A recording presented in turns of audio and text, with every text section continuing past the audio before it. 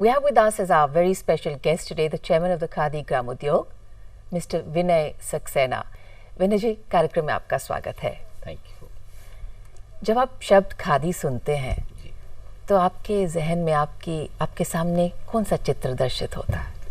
देखिए, खादी का मतलब जो मैंने समझा है वो ये है, खादी का मतलब है ऑनेस्टी, खादी का मतलब है डेडिकेशन, खादी का मतलब है प्योरिटी, खादी का मतलब है ह्यूमन रिसोर्स। और खादी वास्तव में इस देश की वो धरोहर है जिसे कभी हम नेशनल फैब्रिक के रूप में जानते हैं, कभी फैब्रिक ऑफ रिपब्लिक कहा जाता है उसको, कभी फैब्रिक ऑफ फ्रीडम कहा जाता है। तो खादी इतनी वाइड है, इसका मतलब इतना वाइड है, उसे कुछ शब्दों में जो है बयान नहीं किया जा सकता। बहुत सुंदर विनय जी, एक सीमित शब्द को आपने एक असीम इंटरप्रिटेशन दी और कहीं ये हमारे निजी जीवन के साथ भी बहुत स्ट्रांगली जुड़ी है। हम जानते नहीं, निजी जीवन में ऑनेस्टी, निजी जीवन में स्ट्रेट फॉरवर्डनेस, निजी जीवन में सेल्फ रिलायंस, ये सब तो इसके सारे जो सारे धागे हैं, जी हाँ, सारे एलिमेंट्स जो हैं इसके जुड़े हुए हैं इसके साथ। तो जब आप एज चेयरमैन आए खादी ग्रामोद्योग जी, तो पहला मिशन क्या था आपका? देखिए, जब मैंने खादी कमीशन को ज्वाइन किया तो मैं सच कहना चाहूँगा और एडमिट भी करूँगा कि मुझे खादी के बारे में कोई ज़्यादा जानकारी नहीं थी, क्योंकि मेरी बैकग्राउंड एक कॉर्पोरेट सेक्टर से थी, जहाँ एक लाइफ डिफरेंट होती है, बहुत लग्जरियस लाइफ होती है। लेकिन जब इस सेक्टर में मैं आया तो मैंने यहाँ देखा कि जो सबसे बड़ा चैलेंज है वो ये है कि जो हमारे खादी के जो आर्टिजन्स हैं, जो generally remotest part of the country रहते हैं, जहाँ कोई इंफ्रास्ट्रक्चर नहीं होता, उनकी लाइफस्टाइल को चेंज करना, उनकी इनकम को बढ़ाना और उन्हें मेन स्ट्रीम से जोड़ना, ये बहुत बड़ा चैलेंज था। और मैं समझता हूँ कि अभी कुछ 1-1.5 सालों के अंदर कुछ हद तक जो है इसमें सफलता मिली है। हमने खादी के जो वर्कर्स हैं उनको डीबीटी से जोड़ दिया, अब पेमेंट्स जो हैं डायरेक्ट उनके अकाउंट्स में जाने लगे हैं, ये एक बहुत बड़ा काम हो गया है। उसके साथ साथ वेजेस को बढ़ाया है, जो बहुत वेजेस कम हुआ करते थे, खादी सेक्टर को लोग छोड़ रहे थे। उसका कारण ये था कि यहाँ पर जो वेजेस हैं बहुत कम होते थे, एक्सप्लॉयटेशन बहुत था खादी इंस्टीट्यूशन के द्वारा, तो उसको कम किया है, तो जिसकी वजह से खादी में लोग आए। और पुराने ही लोग होते थे, कभी नए लोग खादी से जुड़ते नहीं थे, वो एक बहुत बड़ा चैलेंज था। तो इसकी वजह से टेक्नोलॉजी को जोड़ा गया, जिससे कि ड्रेजरी जो चरखा चलाने में होती है वो कम हो, उससे भी ज़्यादा जोड़ने लगे। तो इस 1-2 साल के अंदर बहुत बड़ा बदलाव आया है। यंग लोगों ने अपने को जोड़ा है खादी से, खादी का प्रोडक्शन बढ़ा है, बंद इंस्टीट्यूशंस जो हैं वो अब चलने लगी हैं, लोगों के अंदर खादी के प्रति एक रुचि आई है। और उसका कारण मैं ये भी कहना चाहूँगा कि माननीय प्रधानमंत्री जी ने, आपने देखा होगा कई बार मन की बात में और वैसे भी कई बहुत सारे प्रोग्राम्स में खादी को बढ़ावा देने के लिए कहा, और ये भी अपील की कि कम से कम एक वस्त्र जो है खादी का ज़रूर पहने। उसके पीछे जो उनकी भावना थी वो यही थी, जो गांधी जी ने 1925 में जब चरखा संघ को बनाया तो उनकी जो भावना थी कि लोग अपने आप कपड़ा बनाए, पहने, और जो बचा है वो बाजार में बेचें, जिससे उनकी इनकम हो। एग्जैक्टली सेम भावना जो है आज प्रधानमंत्री की है, क्योंकि खादी में ही वो शक्ति है जो घर बैठे सबसे कम कीमत पे जो है किसी को सम्मान के साथ रोजगार दे सकती है। एक स्तर पे अगर हम इसको कॉमर्स की तरह ना माने और इसको एक social activity as a national activity to contribute के हर एक का चूल्हा जले, अगर उसको देखें तो I think investment in khadi, emotional investment इन खादी बहुत स्ट्रॉन्ग और डीप है। मगर अगर हम इसको एक कमर्शियल एक्टिविटी और कपड़े के साथ, खादी को कपड़े के साथ हम कंपेयर नहीं कर सकते। जी हाँ, बिल्कुल, मैं आपने सही कहा है कि खादी को हम कमर्शियल एक्टिविटी मानते भी नहीं हैं। मैं आपको बताना चाहूँगा कि खादी कमीशन में जो प्रॉफिट है वो इन टर्म्स ऑफ मनी कभी काउंट नहीं किया जाता है, कैलकुलेट नहीं किया जाता है, in terms of man hours, man days calculate किया जाता है। कि जब हमें कभी भी कोई बड़ा ऑर्डर मिलता है तो हम उसमें हमेशा ये कैलकुलेट करते हैं कि इससे हम कितने मैन आवर्स जनरेट कर सकेंगे, कितने मैन डेज जनरेट कर सकेंगे। ये खादी की कंसेप्ट है। That's really beautiful. तो जब किसी चीज़ की नींव, किसी चीज़ के पीछे इंटेंट और सोच इतनी सुंदर है, उसको आई थिंक औरों तक लेके जाना, इसकी एडवोकेसी, तो इसमें क्या एफर्ट्स हुए हैं? बहुत सारे एफर्ट्स हुए हैं। जैसे कि पहले खादी जो था वो बुजुर्गों या एक पॉलिटिशियंस का कपड़ा कहा जाता था। विलेज इंडस्ट्री को कभी कोई ध्यान नहीं देता था। विलेज इंडस्ट्री भी हमारा एक पार्ट है, इसीलिए इसको कहा जाता है khadi and village industries commission. तो उसको जोड़ना बहुत ज़रूरी था। विलेज इंडस्ट्री का मतलब है कि गांव में ऐसे बहुत सारे लोग होते हैं, जैसे कुम्हार है, उनको घड़ा बनाने की एक प्रैक्टिस होती है उनको हम लोगों ने इलेक्ट्रिक चाक दे दिया, उनकी ड्रेजरी कम हो गई, उनका प्रोडक्शन बेहतर हो गया और क्वालिटी इम्प्रूव हो गई। इसी तरीके से अगरबत्तियाँ हैं, टॉयलेटरीज़ हैं, टॉयलेटरीज़ में आज खादी का कोई मैच नहीं है। अगर आप देखें तो जो हम लोगों के प्रोडक्ट्स हैं वो नंबर 1 हैं और इसलिए बड़ी बड़ी कंपनीज जो हैं वो खादी के प्रोडक्ट्स को अपनाती हैं क्योंकि नेचुरल हैं। मैं आपको और बताना चाहूँगा कि जब आप खादी को यूज़ करते हैं तो उसमें अगर 100 रुपये को खर्च किया जा रहा है तो 40 रुपीज़ जो है वो आर्टिजन के पॉकेट में जाता है। ये ब्यूटी है, मतलब ये इसका मतलब ये है कि आप एक तरीके से जो सोशल वर्क कर रहे हैं जो हिडन है। जब आप खादी को खरीद रहे हैं 40 रुपये उसमें जो है एक आर्टिजन को जा रहा है तो ऑटोमेटिकली आप एक सोशल वर्क कर रहे हैं और अपने ही आर्टिजन को, अपने ही देश की धरोहर को बढ़ा रहे हैं और उनको रोजगार दे रहे हैं। एक तो खादी की शक्ति ये है। दूसरी बात ये कि मोस्ट इन्वायरमेंटल फ्रेंडली कहा जाता है इसको। मैं बताना चाहूँगा कि खादी का कपड़ा 1 मीटर कपड़ा अगर बनता है तो उसमें मात्र 3 लीटर पानी की ज़रूरत पड़ती है, लेकिन वही कपड़ा अगर मिल में बनता है तो 56 लीटर पानी की ज़रूरत पड़ती है। तो आप इमेजिन कर सकते हैं कि कितना इन्वायरमेंट को प्रोटेक्शन देती है खादी। आई थिंक इतनी सुंदर डिटेल्स हैं और कहीं क्योंकि हम वी आर सो बिजी कि सब कुछ क्विक होना चाहिए, कपड़ा भी क्विक है, चीज भी ऐसे जो ज्यादा लास्ट करे। आई थिंक कहीं चीज की वैल्यू क्या है, वैल्यू सिर्फ पैसे के रूप में नहीं है। For me as a consumer khadi में और बहुत सारी वैल्यू जुड़ी हुई है। बिल्कुल, इसीलिए इसको कहा जाता है जीरो कार्बन फुटप्रिंट। राइट। आज हम जीरो कार्बन फुटप्रिंट के लिए जो है दुनिया के कोने कोने में दौड़ते हैं, लेकिन हमारे देश की धरोहर है, हमारा हेरिटेज है। अगर आप देखें खादी हेरिटेज इसलिए कहा जाता है कि अगर मोहनजोदड़ो की खुदाई में भी अगर देखें तो चरखे के अवशेष मिले थे तो उसकी सभ्यता वहाँ से है। पुराणों में भी जो है खादी का जिक्र होता है और खादी की क्वालिटी ये है कि कोई ऐसी मशीन नहीं बनी है जो आज 200 काउंट से ऊपर का कपड़ा बना सके। 200 काउंट से ऊपर का कपड़े का मतलब ये होता है कि जिसे मलमल कहा जाता है, जो हमारे कलकत्ता में बनती है, वो कहते हैं जो रिंग से भी निकलता है। एग्जैक्टली, बिल्कुल सही कहा। पूरा थान जो है रिंग से निकल जाता है। मैं एक घटना भी आपको बताना चाहूँगा कि एम्परर शाहजहां ने अपनी बेटी को जो है डांटा और कहा कि आप ये इतने ट्रांसपेरेंट कपड़े पहने हुए हैं। तो उसने बताया कि मैं 7 लेयर जो है मसलिन की पहने हुए हूँ, लेकिन उसके बावजूद भी जो है ये ट्रांसपेरेंट है। तो इतना फाइन कपड़ा होता है, खादी की वो शक्ति है। इसीलिए अंग्रेज़ों ने जब इस देश पर जो है राज किया तो सबसे पहले उन्होंने खादी को ख़त्म करने की कोशिश की, क्योंकि उनको अपना मिल का कपड़ा जो है इस देश पे थोपना था। इसीलिए गांधी जी ने चरखा संघ की स्थापना करी और कहा कि आपको जो है इसका बहिष्कार करना है और अपने पैरों पे खड़ा होना है। राइट। और वो कहते हैं ना आजकल produce local, eat local, wear local. तो हमारा जो मौसम है, हमारा वातावरण है, उसके लिए the most healthy fabric is khadi. बिल्कुल। और आप ये देखिए जो गवर्नमेंट की स्कीम्स हैं, stand up India, make in India, ये चीज़ें जो हैं खादी से फुलफिल होती हैं। जी बिल्कुल। एक बहुत बड़ी इंटरनेशनल मूवमेंट्स चलती हैं विनय जी, वो कहते हैं ना fair price to the farmer, fair practice products, और इंटरनेशनली भी इनका जो प्राइस होता है 1.5 गुना होता है। जी हाँ, बिल्कुल। कि भाई जा रही हैं और यहाँ पर here we have something so natural which is a fair practice thing. बिल्कुल बिल्कुल। अब मैं समझता हूँ कि इससे ज़्यादा फेयर प्रैक्टिस और हो ही नहीं सकती। और मैंने आपसे कहा ना, खादी मीन्स ऑनेस्टी। बिल्कुल ऑनेस्ट कपड़ा है वो। हमारे जो प्रोडक्ट्स होते हैं वो बिल्कुल ऑनेस्ट होते हैं, जहाँ कहीं कोई मिलावट नहीं होती, किसी तरीके की कोई बदमाशी नहीं होती। क्योंकि मोस्टली सब गांधीयन इंस्टीट्यूशंस हुआ करती हैं, उसी पैटर्न पे चलती हैं। तो उसको हमें प्रमोट करना चाहिए। हमारे शास्त्र में वैसे ही कहा है कि संगत का कितना असर होता है आप पे। तो आप सोच लीजिए कि अगर आपका साबुन, आपके पहनावे, आपकी चीज़ें जो आसपास है, उसका भी तो असर होता है। बिल्कुल होता है। जो नेचुरल है वो नेचुरल है। राइट। और वो कहीं हमारी सूरत नहीं सीरत को भी कंट्रीब्यूट बिल्कुल करता है। और मैं देखता हूँ कि हमारे यहाँ जो इस वक्त जो ग्राम उद्योग, विलेज इंडस्ट्री के जो प्रोडक्ट्स हैं, उनका डेली सेल करीब 40% होता है। इतना ह्यूज सेल। और लास्ट ईयर जो हम लोगों का टर्नओवर हुआ है, खादी ने फर्स्ट टाइम जो है 50,000 करोड़ के टर्नओवर को क्रॉस किया है, जो एक ऐतिहासिक कदम है।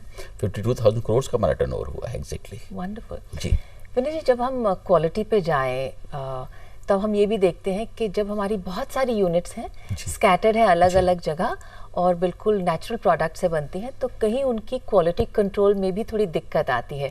तो खादी में क्वालिटी कंट्रोल कैसे की जाती है? क्वालिटी कंट्रोल के लिए हमारे बहुत सारे पैरामीटर्स हैं। इवन हम लोग भी जो हैं सैंपल्स ड्रॉ करते हैं, उनको गवर्नमेंट की लैब्स में भेजते हैं, टेस्ट कराते हैं, और अगर उसमें ज़रा सा भी कहीं कोई चीज़ कमी पाई गई, इमीडिएटली उसको रिजेक्ट किया जाता है, इंस्टीट्यूशन को पेनलाइज किया जाता है। क्योंकि इंस्टीट्यूशंस को हम लोग फाइनेंशियल सपोर्ट दे रहे हैं।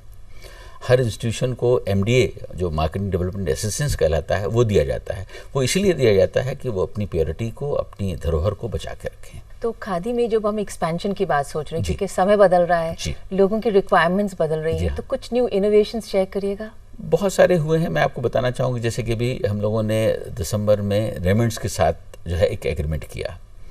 रेमंड्स बहुत बड़ा नाम है देश में टेक्सटाइल में, और रेमंड्स और खादी का मिलना अपने में ही एक बहुत ही बड़ा फ्यूज़न हो गया।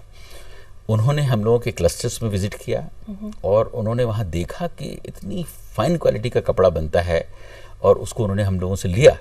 और आप देखिए कि जो उन्होंने अपनी टेक्नोलॉजी से उस फैब्रिक को चेंज किया, वो अद्भुत था। वो अद्भुत था। और आज आपको थोड़े दिनों के बाद जो है, 1 महीने के बाद जो है, रेमंड्स के शोरूम में भी जो है खादी के प्रोडक्ट्स मिलने लगेंगे। इसी तरीके से अभी हम लोगों ने इसी मंथ में जो है बिरलास का पीटर इंग्लैंड के साथ एग्रीमेंट किया। खादी को एक्सपेंड किया जा रहा है, और उसका कारण है कि हम चाहते हैं कि खादी जो है ग्लोबल बने। प्रधानमंत्री जी का भी यह सपना है कि खादी ग्लोबल बने, क्योंकि खादी में वो शक्ति है कि सबसे ज़्यादा लोगों को रोज़गार दे सकती है। तो जैसे जैसे सेल बढ़ेगा, वैसे वैसे लोग मैन आवर्स बढ़ेंगे, मैन डेज बढ़ेंगे, लोग इससे जुड़ने लगेंगे। और हम लोगों ने एक चीज़ और की है कि जो भी कॉर्पोरेट सप्लाईज हम कर रहे हैं, उसमें हम 5% उस प्रोडक्ट का जो कॉस्ट है उसको सेपरेट रखते हैं, जो हम अपने उन आर्टिजन्स को स्पेशली दे रहे हैं जो उस क्लस्टर से जुड़े हुए हैं, जिससे कि उनको भी उसका बेनिफिट मिले। ऐसा नहीं हो कि कॉर्पोरेट हाउस ही उसका प्रॉफिट लेके चला जाए और खादी का आज इतना बड़ा नाम है उसको इनकैश करे। तो हमारा जो आर्टिजन है उसको भी उसका बेनिफिट मिले। वंडरफुल। तो एक युवा पीढ़ी को आपने खादी के साथ कैसे जोड़ा, इस्तेमाल में और उसकी प्रोडक्शन में? युवा को जोड़ने के लिए हम लोगों के पास बहुत सारे फॉर्मूलेज हैं। आज जो युवा है इन्वायरमेंटल जो है बहुत ज़्यादा अलर्ट है। अगर आप देखें स्कूल कॉलेजेस में इन्वायरमेंट के बारे में पढ़ाई भी होती है, तो इसलिए वो बहुत ज़्यादा अलर्ट उसके बारे में। तो हम लोग उनको बताते हैं कि it's most environmentally friendly dress material है, आप उसको लीजिए। दूसरा, डिज़ाइन इंटरवेंशन किया हम लोगों ने NID NIFT के जो यंग बच्चे हैं उनको बोर्ड पे लिया हुआ है, वो डिज़ाइनिंग करते हैं। ऋतु बेरी का आपने नाम सुना होगा, उनको भी हम लोगों ने अपना एज एडवाइज़र अपॉइंट किया हुआ है, वो भी हमको डिज़ाइन इंटरवेंशन करती हैं। और हर तरीके का सेगमेंट का जो है हम लोगों ने 3 लेवल में खादी को कर दिया है। एक तो लोएस्ट लो, जो सबसे सस्ता लेना चाहते हैं वो ले सकते हैं, middle class and upper class, सभी को हमने जो है खादी से जोड़ने की कोशिश की है। और उसके साथ साथ गवर्नमेंट सप्लाई पे बहुत फोकस किया है कि गवर्नमेंट में क्या होता है कि बहुत सारे ऐसे डिपार्टमेंट्स हैं, जैसे रेलवेज़ है। अभी मिनिस्ट्री ऑफ हेल्थ ने हम लोगों को कहा है कि हम जितने भी उनके 43 हॉस्पिटल्स हैं अक्रॉस द कंट्री, वो खादी ही यूज़ करेंगे। खादी का कपड़ा, साथ में विलेज इंडस्ट्री के प्रोडक्ट जो हम लोगों के सोप्स हैं, नैपकिन्स हैं, फिनाइल है, ये सारी चीज़ें, huge market. That order is of 140 crores. 140 crores. इस तरीके से रेलवेज का भी हमारे पास 52 करोर्स का ऑर्डर। बहुत सारे, एयर इंडिया, आपको खुशी होगी जानकर कि एयर इंडिया की जो बिजनेस क्लास और फर्स्ट क्लास में जो ट्रैवल किट होता है वो खादी का होता है। और ये कंपैशनेट ग्राउंड्स पे नहीं, ये share quality production. Absolutely. That's wonderful. क्योंकि आप कंपैशनेट पॉइंट पर, ग्राउंड पर 1 या 2 बार जो है ऑर्डर ले सकते हैं, सस्टेन नहीं कर सकते। इसलिए मेरा हमेशा से व्यू रहा है कि हम टेंडर में जाते हैं, कॉम्पीट करते हैं, उसके बाद ऑर्डर लेते हैं। बदलाव एक बहुत धीमा प्रोसेस है, it's a slow process as we see change across. So when you came into this organization, I'm sure you had a vision and you wanted to bring in change. इतनी बड़ी organisation जिसके employees नहीं, partners हैं सारे, तो partners में बदलाव लाना कितना आसान या कितना मुश्किल रहा? मुश्किल होता है, लेकिन अगर आपने ठान लिया है और आपके अंदर एक स्ट्रॉन्ग विल पावर है, तो मैं नहीं समझता हूँ कि कोई भी चीज़ जो है मुश्किल है, नामुमकिन है। शायद यही मेरी लाइफ का मूल मंत्र है और जिसके बेसिस पे मैं आगे बढ़ता हूँ। मैंने लाइफ में पहले भी बहुत सारे चैलेंजेस जो हैं देखे हैं, उन्हें एक्सेप्ट किया है और आगे बढ़कर आया हूँ। तो ये भी एक चैलेंज था और आज मुझे बड़ी खुशी है कि मैं अपने इस विशाल ऑर्गेनाइजेशन में कल्चर को चेंज कर सका हूँ। जो एक टिपिकल गवर्नमेंट डिपार्टमेंट हुआ करता था, आज अगर आप देखें बहुत सारा बदलाव है। लोग जो हैं मेहनत से काम करते हैं, सैटरडे संडे भी ऑफिस के अंदर होते हैं, जो कभी नहीं होता था। संडेज़ को हमारे स्टोर्स बंद हुआ करते थे, आज संडेज़ को स्टोर खुले होते हैं। तो बदलाव तो बहुत आया है और मैं समझता हूँ कि एक दिशा देने की ज़रूरत पड़ती है और लोग जो हैं काम करना चाहते हैं, लेकिन अगर दिशा मिल जाती है तो काम करने लगते हैं। तो जब बदलाव की बात करते हैं और ये आपसे कुछ मूल मंत्र या गुरु मंत्र हो तो जानना चाहेंगे कि किसी बदलाव तो इम्पोज तो होता नहीं है। जी नहीं, change has to come from within. बिल्कुल सही। तो वो कौन सी कुछ ह्यूमन रिलेशन की बातें हैं जो बदलाव को इंस्पायर करती हैं? देखिए, मोटिवेशन होता है। मोटिवेशन एक ऐसा है कि आप अगर किसी को दिल से समझाते हैं कि इसको करने के ये फ़ायदे हैं, तो हो सकता है कि पहली बार में वो ना माने, लेकिन जब आप उसको दोबारा समझाते हैं और ये बताते हैं कि इसका फ़ायदा जो है आपकी लाइफ पे होने वाला है, तो लोग धीरे से जो है उसको मानने को तैयार भी हो जाते हैं। मैं आपको एक एग्जांपल देना चाहूँगा। दिल्ली में ही आपने शायद सुना होगा कि यहाँ रिहैबिलिटेशन होम्स हैं, जहाँ के जुवेनाइल कोर्ट से कन्विक्टेड बच्चे जो हैं वो वहाँ रहते हैं। उसको रिहैबिलिटेशन होम कहा जाता है, जेल नहीं कही जाती है। वहाँ उन बच्चों में जो था, एक ऐसा था कि वो बड़े उद्दंड हुआ करते थे, बदमाशियाँ हर तरीके की होती थी, समय पे खाना नहीं खाना, कमज़ोर बच्चों को मारना पीटना, हर तरीके के काम होते थे। तो उनकी चेयरपर्सन ने एक बार मुझसे कहा कि इतना डिफ़िकल्ट है इन बच्चों को कंट्रोल करना कि समझ में नहीं आती कि कैसे किया जाए। तो मैंने उनको सजेशन दिया कि आप उन्हें चरखे और लूम से जोड़ दीजिए और वो चरखे चलाएंगे तो उनके अंदर जो है एक तो कंसंट्रेशन होगा और उनके कैरेक्टर में चेंज आएगा। तो पहले तो शायद उन्होंने उस चीज़ को नहीं समझा कि चरखा और बदमाशी से क्या रिलेशन है, क्या रिलेशन है, लेकिन बात को उन्होंने एग्री किया और हमने चरखे और लूम्स वहाँ दिए। वही हुआ, बच्चों ने पहले चरखे तोड़ना शुरू कर दिए, लूम्स तोड़ देते थे, बहुत बार ऐसे हुआ। फिर एक बार हमने उनका सेशन लिया, उनको समझाया कि बेटा जब आप यहाँ से बाहर निकल के जाएंगे तो क्या आप फिर चाहते हैं कि आप वही चेन स्नैचर कहलाएं, या आप किसी की पॉकेट को काटें, या किसी के साथ बदमाशी करें और फिर जेल में आए, या आप एक स्किल्ड वर्कर के रूप में जाना चाहते हैं। आप इस चरखे को चलाएंगे, इस लूम को चलाएंगे, आपकी इनकम होगी, ये पैसा आपके अकाउंट में जमा होगा। जब आप 2 साल के बाद यहाँ जेल से जाएंगे तो ये पैसा आपके साथ होगा और इससे आप जो है एक अपना यूनिट शुरू कर सकते हैं। और वो बात उनको समझ में आई। Give them hope actually. Absolutely, वो बात समझ में आई और आज वो मोस्ट सक्सेसफुल यूनिट वहाँ चल रहा है। अच्छा। और आपको मैं बताना चाहूँगा, मुझे उनकी चेयरपर्सन ने लेटर लिख के भी कहा कि उन बच्चों के अंदर जो बदलाव था वो अद्भुत है। पूरा एक कहना चाहिए कैरेक्टर ही चेंज हो गया उनका। टाइम से उनका खाना खाना हो गया, उसके बाद उनके चरखे का सेशन हो जाता है, लूम्स चलाते हैं, शाम को थक जाते हैं तो टाइम से खाना खाते हैं, सो जाते हैं। तो वो जो 2-2 बजे रात तक बदमाशियाँ होती थी, सब खत्म हो गई अपने आप। Everything fell into place. Absolutely. और उनके अंदर एक बदलाव आया है। चरखे, मैंने कहा ना कि चरखा जो है आज एक्सपोर्ट हो रहा है। वो क्यों हो रहा है? कोई चरखा वहाँ पर चलाने के लिए नहीं हो रहा, उसकी वजह है कि लोग इसकी वजह से जो है मेडिटेशन करने लगे हैं। इससे सुंदर और कोई चीज़ हो ही नहीं सकती। आप धागे को जब हाथ में लेके चला रही हैं और वो धागा तभी टूटता है जब आपका कंसंट्रेशन उससे हटता है। तो मैं समझता हूँ चरखे से सुंदर कोई चीज़ हो ही नहीं सकती। What a beautiful tool for self-realization also. बिल्कुल। और लोग आज अपने घरों में चरखे को लेकर जो है 1-1, 2-2 घंटे जो है बैठ के चलाते हैं उसको। Not for any commercial activity but for meditation. Vinay ji, mental discipline, I think कहीं इमोशनल कंसिस्टेंसी बहुत ज़रूरत है। तो खादी जब हम पहनते हैं, बॉडी माइंड और स्पिरिट की बात करते हैं, तो ये तो योग, एक काइंड ऑफ योगा ही होगा। एग्जैक्टली। इसीलिए इसको योगा से कनेक्ट भी किया गया है। और हम लोगों ने इस वक्त जो है खादी की, लास्ट ईयर भी और इस बार तो बहुत लार्ज स्केल पे कर रहे हैं, खादी की योगा किट बनाई है जिसमें 9 आइटम्स हैं। और वो योगा किट जो है वास्तव में जो है NID ने डिज़ाइन किया हुआ है और बहुत ही अच्छा है। एक तरफ आप योगा कर रहे हैं, दूसरी तरफ आप खादी को पहने हुए हैं। तो आप ये समझिए कि 2 हेरिटेज का जो है एक समन्वय है, मिलन है, कॉम्बिनेशन है, आप जो भी कहना चाहें उसे कह सकते हैं।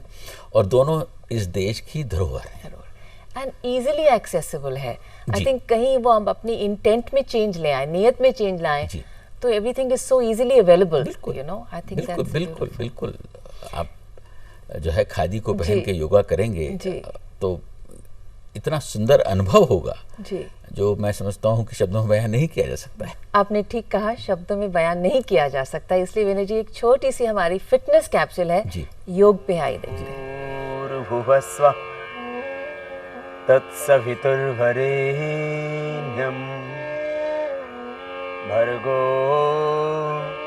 देवस्य धीमहि धियो यो न प्रचोदयात्।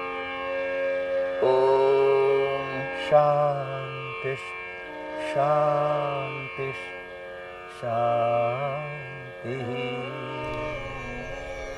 बालों की सुरक्षा के लिए बाल आपके घने हों, काले रहें, वक्त से पहले आपके बाल सफेद ना हो, बाल आपके झड़े नहीं।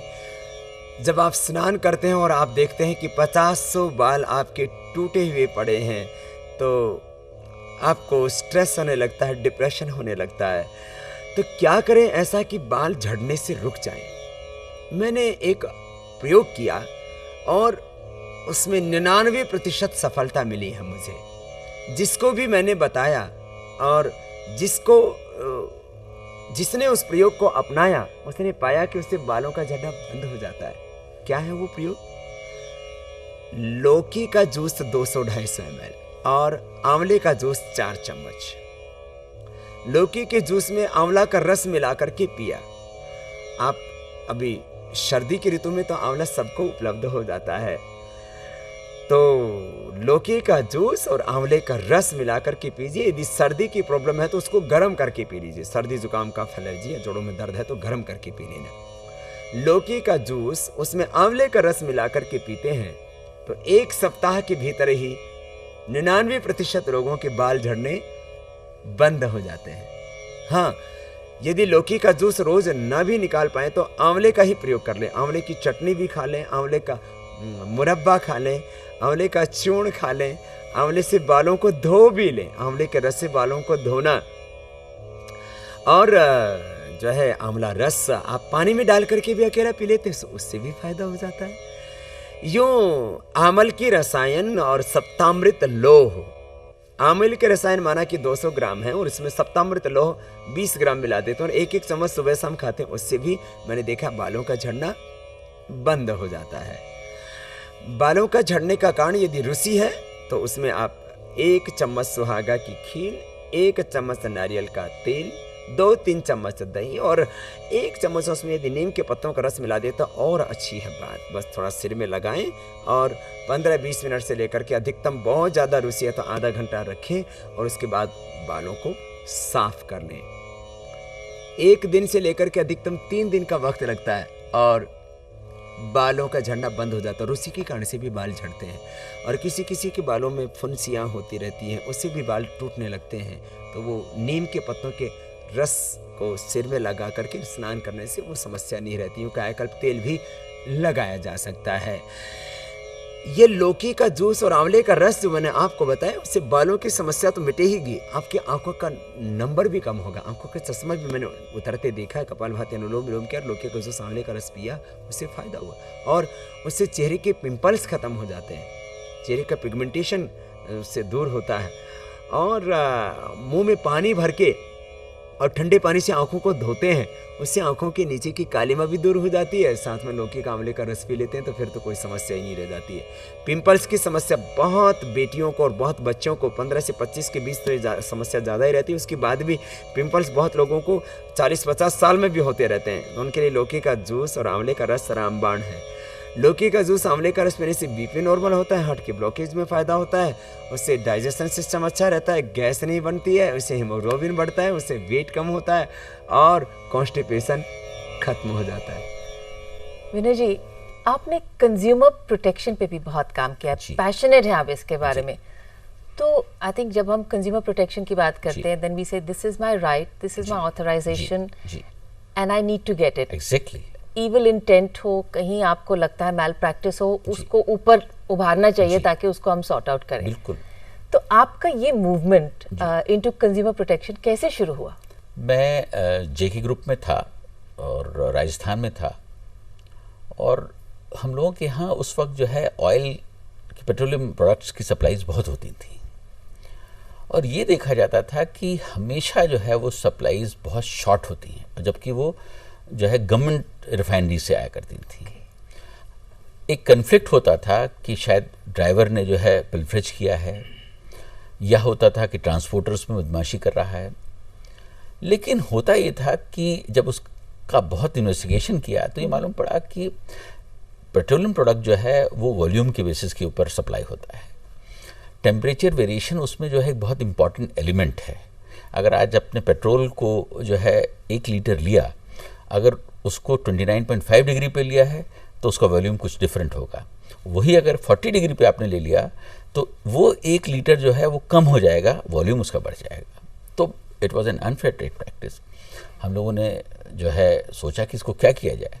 उसी वक्त मैंने जो है एक NGO को फॉर्म किया और उसके बाद से जो है वो सिलसिला चला और बहुत सारे केसेस जो हैं हमने कंज्यूमर प्रोटेक्शन के बड़ी बड़ी कंपनीज के खिलाफ किए। उनको MRTP कमीशन में फ़ाइल किया, हाई कोर्ट में फ़ाइल किया।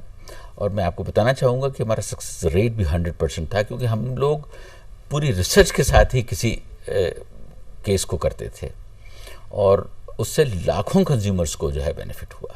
सो जब हम देखते हैं कि इंटेंट आप कह रहे हैं ना कि मैल प्रैक्टिस में चाहे कंज्यूमर प्रोटेक्शन हो चाहे दूसरी जगह हो, तो इंटेंट के लिए डॉक्यूमेंट्री एविडेंस इकट्ठा करना तो मुश्किल होता है। लेकिन क्या होता है कि जब कभी भी कोई गलत काम होता है तो उसका कहीं ना कहीं एविडेंस तो होता है। ये बहुत सिंपल सी बात है, उसका एविडेंस होता है और उस एविडेंस को कलेक्ट करना ही एक चैलेंज होता है, और जिसके लिए मेहनत होती है और लोग जो हैं सपोर्ट में आते भी हैं। मैंने इन जितनी बड़ी बड़ी कंपनीज के खिलाफ, अब शायद नाम लेना ठीक नहीं होगा, जो केसेस किए उसमें मुझे सपोर्ट इंटरनल ही मिला। लोगों ने इंटरनली सपोर्ट किया कि यस ये गलत हो रहा है और आप ये काम कर रहे हैं, बहुत अच्छा है और ये डॉक्यूमेंट हम आपको देते हैं। मतलब लोग जुड़ते हैं फिर आपके बिल्कुल साथ। जुड़ते हैं। जाने कितने लोग जुड़े। वो शुरुआत करने में थोड़ा आलस्य होता है, पर जुड़ने में तो लोग आ जाते हैं।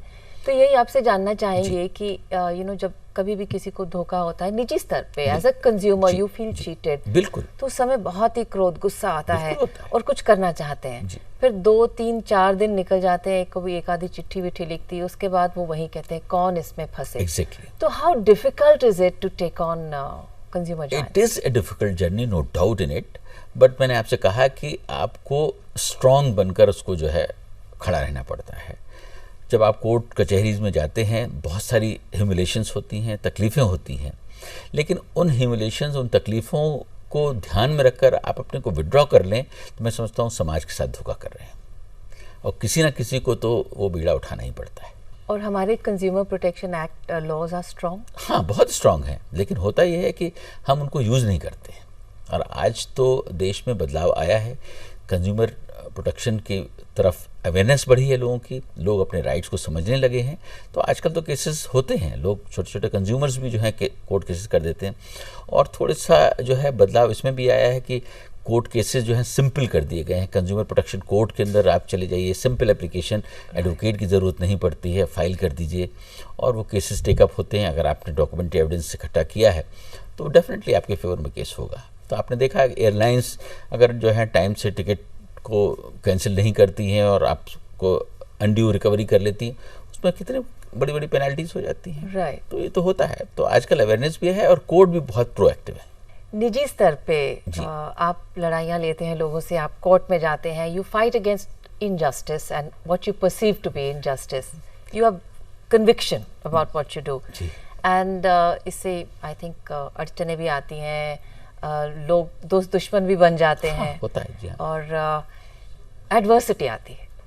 आपके लिए एडवर्सिटी निजी स्तर पे आप उसको कैसे चैलेंज करते हैं? नहीं तो हम काफ़ी सारे लोग तो एडवर्सिटी आती है तो डिप्रेशन में घुस जाते हैं। हाँ, बिल्कुल ठीक कह रही हैं आप। मैंने जो आपसे कहा था कि जो एक स्ट्रॉन्ग रिजॉल्व की ज़रूरत पड़ती है किसी भी चीज़ को करने के लिए, और जब तक स्ट्रॉन्ग रिजॉल्व नहीं होगा तब तक आप कर नहीं सकते हो। मेरा ये भी मानना है कि आप हर बिगिनिंग जो होती है किसी भी चीज़ की आप शुरुआत करिए, वो बहुत चैलेंजिंग होती है, उसमें बहुत सारी मुश्किलें आती हैं, बहुत सारी तकलीफ़ें आती हैं, लेकिन आपने उस छोटे से समय को अगर पार कर लिया तो फिर आपको कुछ देखने की ज़रूरत नहीं पड़ती, लोग आपके साथ जुड़ जाते हैं। और आपको निजी स्तर पर प्रोत्साहित क्या करता है, इंस्पायर क्या करता है?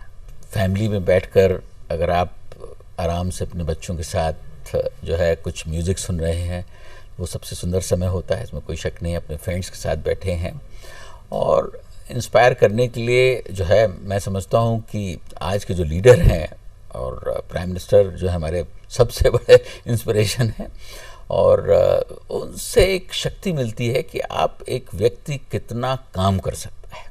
उनकी फैमिली तो नेशन ही है ना, तो परिवार बिल्कुल, कितना काम कर सकता है कोई व्यक्ति, वो मैं समझता हूँ कि उससे बड़ा एग्जाम्पल नहीं, और वो शक्ति हमेशा मिलती है। और हम लोग मैं तो एटलीस्ट हमेशा इस बात को सोचता हूँ कि अगर प्राइम मिनिस्टर जो हैं वो 18 और 20 घंटे काम कर सकते हैं तो हम लोग क्यों नहीं कर सकते। और वो उस शक्ति के साथ हम लोग करते हैं, तो हम उतना तो नहीं कर पाते हैं, लेकिन ठीक है, जितना भी कर सकते हैं करने की कोशिश करते हैं और रिजल्ट मिलते हैं उसके।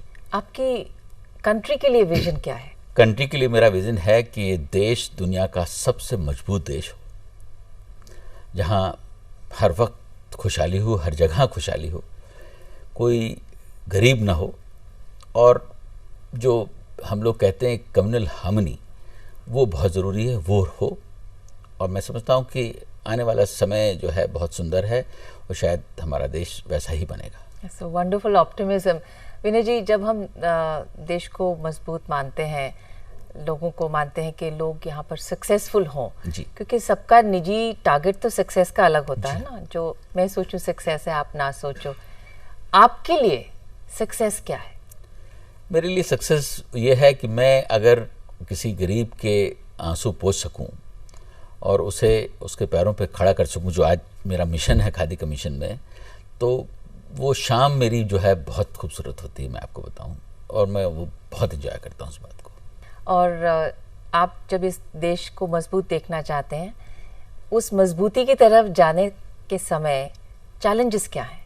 चैलेंजेस बहुत हैं, इसमें कोई शक नहीं है, और हर काम में जैसे मैंने कहा कि चैलेंजेस तो होते ही हैं, लेकिन चैलेंजेस ओवरकम किए जा सकते हैं, कोई चीज़ इम्पॉसिबल नहीं है। और मैं अपना 1.5-2 साल का जो अनुभव है मेरा खादी का मिशन में, वो अगर मैं वो आपसे शेयर करूं, तो जब मैंने ज्वाइन किया था मेरे सामने चैलेंजेस बहुत थे, और आज जो है मैं देखता हूं कि अब तो सब स्मूथ हो गया है, सब आराम से चल रहा है, और इतनी तकलीफ़ें नहीं होती, जो चाहते हैं होने लगता है। जैसे अभी मैं आपको बताऊं, हम लोगों ने एक हनी मिशन लिया है, जिससे कि गांव-गांव में हम जो है लोगों को जो बी बॉक्सेस देकर उनको अपने पैरों पे खड़ा करेंगे। It's a big challenge. तो एक हम बोलते हैं ना, India is on the fast path to growth, and growth always does not mean development, you know, sometimes growth can be growth and development is different. तो आप क्या सोचते हैं, ये ग्रोथ और डेवलपमेंट का जो संगम है, इसके लिए बैलेंस में क्या होना चाहिए? ग्रोथ और डेवलपमेंट दोनों मैं समझता हूँ कि एक साथ ही चलेंगे, लेकिन ज़रूरी नहीं है कि हमेशा एक साथ चलें। जैसे मैं आपसे कहूँ कि खादी का ही मैं अगर जिक्र करूँ आपसे, तो जहाँ पर डेवलपमेंट नहीं है उन गाँव में, मैं तो गाँव में विज़िट करता हूँ, देश के कोने कोने में जाता हूँ, जहाँ कुछ भी नहीं है, बिजली नहीं है, सड़क नहीं है, पानी नहीं है, लेकिन खादी वहाँ डेवलपमेंट का रोल अदा कर देती है। एक चरखा जिसकी कीमत जो है सिर्फ 13,500 रुपये है, एक परिवार को उसका जीवन दे देता है, जिससे वो 150 से 200 रुपये पर डे की इनकम शुरू हो जाती है। और एक गरीब के लिए 150 रुपये की इनकम बहुत बड़ी इनकम होती है। मैंने गरीबी को बहुत नज़दीक से अब देखा है। इसी तरीके से विलेज इंडस्ट्री के छोटे छोटे प्रोडक्ट से हम लोग उनको जोड़ देते हैं, हमारी जो स्कीम्स हैं PMGP वगैरह, उनसे लोन दे देते हैं। तो जहाँ कोई डेवलपमेंट नहीं है वहाँ पर भी जो है हम जो है खुशियाँ बांट देते हैं। तो आपको आपके सेल्फ के लिए समय मिलता है? देखिए, मेरा अपना मानना है कि अगर आप कुछ करना चाहते हैं तो समय ही समय है, और अगर नहीं करना चाहते हैं तो समय नहीं है। हाँ, जहाँ तक बहुत सारी पर्सनल जो चीज़ें होती हैं जिनके लिए समय की ज़रूरत पड़ती है, वो मैंने देखा है कि पहले भी मेरे पास कम हुआ करता था, क्योंकि पहले मैं कॉर्पोरेट जगत से था, लेकिन उसके बावजूद मैं सोशल एक्टिविटीज़ में बहुत ज़्यादा इन्वॉल्व था। गांव में तालाब बनाना है, रोड बनवानी है, इस तरीके के काम में करता रहता था, तो मैं अपने को बहुत बिजी रखता था। आज यहाँ गवर्नमेंट में आने के बाद कुछ बंधन हैं, कुछ लिमिटेशंस हैं, तो उन सब चीज़ों से दूर हो गया हूँ। लेकिन यहाँ इतना काम है और इतना करने के लिए है कि मैं समझता हूँ कि 24 घंटे जो हैं बहुत कम पड़ते हैं मुझे करने के लिए। आपको पुराने गानों का भी शौक है, आप गाते भी हैं, आपको शायरी का भी शौक है, कुछ शेयर करिएगा हमारे साथ। मैं गाता हूँ, उसमें कोई शक नहीं है, और मैं जो अपने लिए हमेशा कहता हूँ, मैं वो कुछ चंद शेर कह के सुनाना चाहूँगा। जी ज़रूर। ए जज्बाए दिल, गर मैं चाहूँ हर चीज़ मुकाबिल आ जाए, और मंजिल की तरफ दो गाम चलूँ तो सामने मंजिल आ जाए। ब्यूटीफुल। आता है तो तूफ़ान आने दे, मंजिल का खुदा खुद हाफिज़ है, क्या जाने कहीं इन मौजों में बहता हुआ साहिल आ जाए। और कुछ हिंदी फिल्मों से भी सुना दीजिए। हमारी पूर्ति, भारत की पूर्ति क्रिकेट और हिंदी फिल्मों के बिना कैसे हो सकती है। मैं फिल्में बहुत देखा करता था, लेकिन अब तो नहीं देखता हूँ। और लेकिन हाँ, इसमें कोई शक नहीं है कि पुराने गीत जो हैं मुझे बहुत पसंद हैं, बड़े दिल के नज़दीक भी हैं। जब कभी कार में ट्रैवल करता हूँ तो सुनता हूँ। मैं जगजीत सिंह की एक गज़ल है, बात निकलेगी तो फिर दूर तलक जाएगी, उसकी 2-4 लाइनें सुना देता हूँ। जी ज़रूर। बात निकलेगी तो फिर दूर तलक जाएगी, लोग बेवजह उदासी का सबब पूछेंगे, ये भी पूछेंगे तुम इतनी परेशान क्यों हो। बस इतना ही ठीक है। बहुत सुंदर। What a lovely baritone voice, वो कहते हैं ना, you have, जो आपकी आवाज़ है, it's a broadcaster's delight, it's really beautiful, wonderful। तो आपसे इजाज़त चाहेंगे। Thank you so much विनय जी, आप आए कार्यक्रम में। I think हमारे horizons broaden किए आपने, और जो आपने खादी की इंटरप्रिटेशन दी, सच्ची, साफ, ऑनेस्ट, क्लियर, हमसे जुड़ी हुई, बिल्कुल हमको जोड़ती हुई, बहुत सुंदर, बहुत अच्छा लगा। ये ताना बाना बहुत सुंदर बना गया। थैंक यू वेरी मच, मुझे भी बहुत अच्छा लगा, और आपने मुझे भी खुल के बोलने की इजाज़त दी। Thank you very much. Thank you.